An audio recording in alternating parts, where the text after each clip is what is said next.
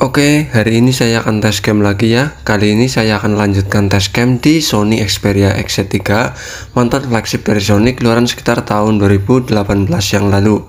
Di sini saya akan mencoba untuk bermain game Genshin Impact ya. Apakah masih enak buat bermain game Genshin Impact di tahun ini di Sony Xperia XZ3 ini? Ini sudah masuk ke gamenya ya. Pertama di sini saya akan setting untuk grafiknya di Sony Xperia XZ3 ini. Di sini saya akan setting untuk grafiknya yaitu di grafik tinggi ya. Jadi nanti saya akan setting di grafik tinggi. Apakah lancar buat bermain game Genshin Impact di settingan grafik tinggi? Untuk FPS-nya sendiri ini saya setting ke 30 FPS saja ya, standar di settingan default dari Genshin Impact-nya itu sendiri. Oke, bagi yang belum subscribe monggo di subscribe channelnya bos ya.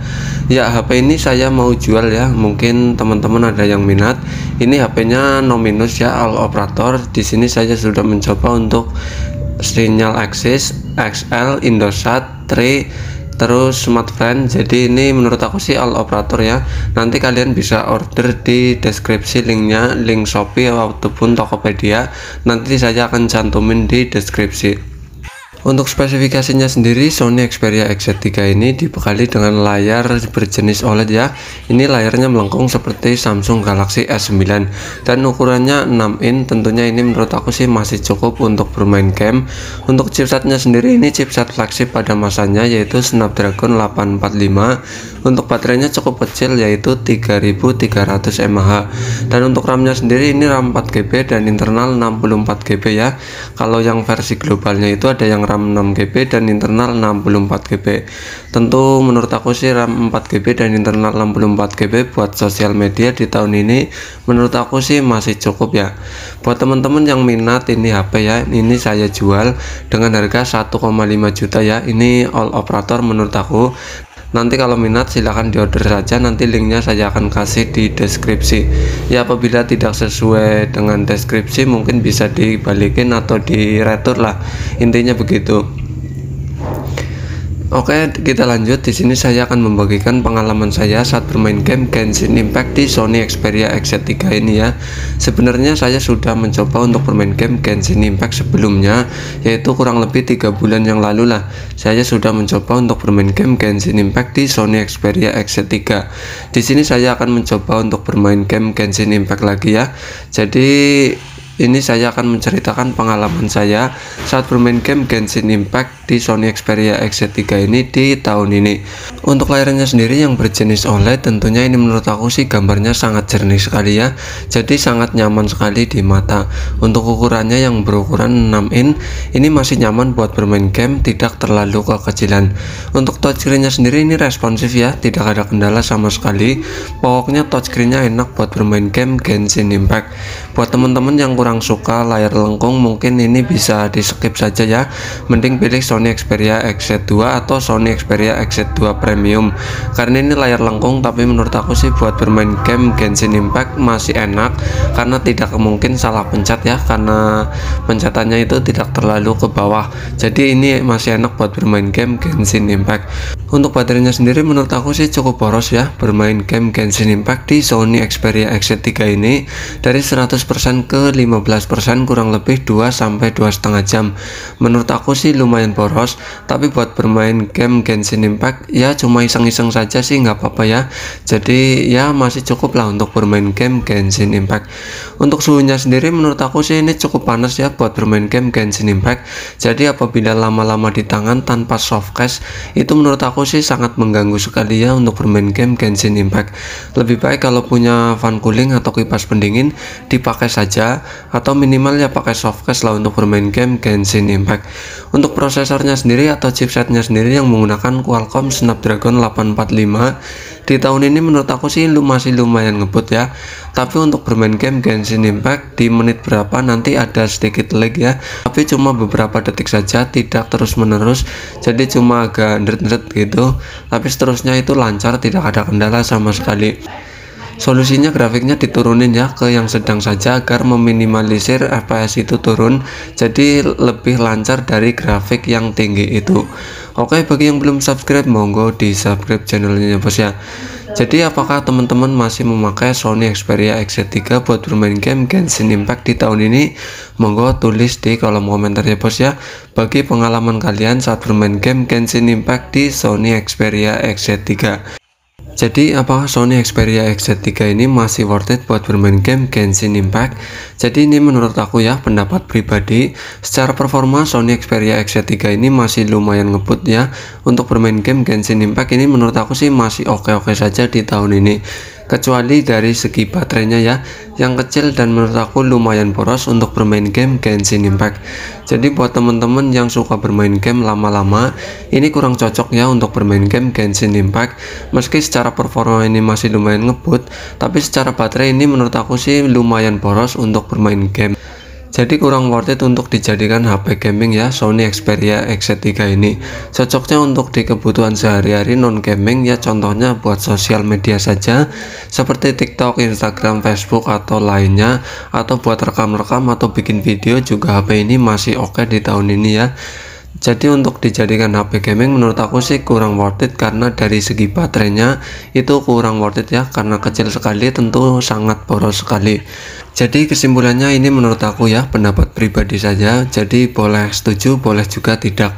Jadi Sony Xperia XZ3 ini buat bermain game Genshin Impact di tahun ini secara performa menurut aku sih masih worth it ya untuk bermain game Genshin Impact.